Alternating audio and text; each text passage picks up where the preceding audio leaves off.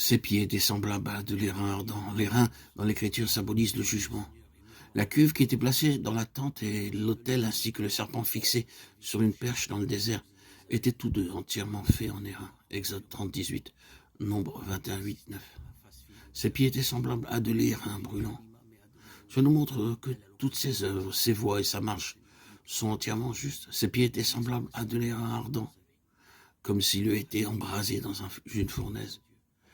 Quand l'airain est affiné dans une fournaise, il devient étrangement blanc.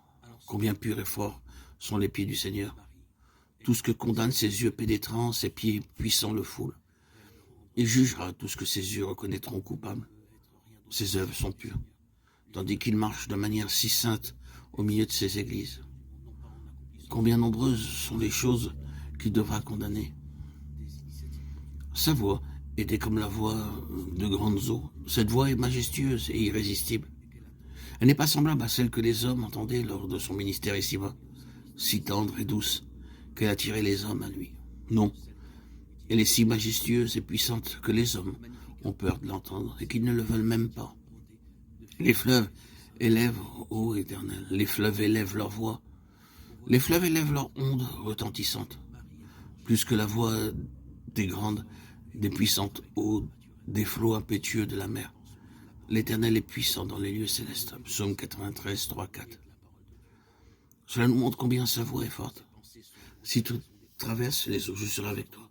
Et les fleuves, ils ne te submergeront point. Si tu marches dans le feu, il ne te brûlera point. Et la flamme ne t'embrasera pas. Ésaïe 43, 2. Cela nous montre combien sa voix est forte. Si tu traverses les eaux, je serai avec toi et les fleuves, ils ne te submergeront point. Si tu marches dans le feu, tu ne te brûleras point et la flamme ne t'embrasera pas. Ésaïe 43, 2. Cela nous dépeint la grandeur et la puissance de la voix de Dieu.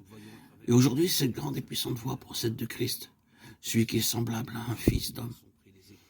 En faisant allusion à la puissance de sa voix, le Seigneur a dit, en vérité, je vous le dis, l'heure vient. Elle est déjà venue, où les morts entendront la voix du Fils de Dieu, et ceux qui l'auront entendu vivront. Jean 5, 25. Il en fut ainsi pour Lazare, que le Seigneur aimait. Il était mort depuis 4 jours et enseveli.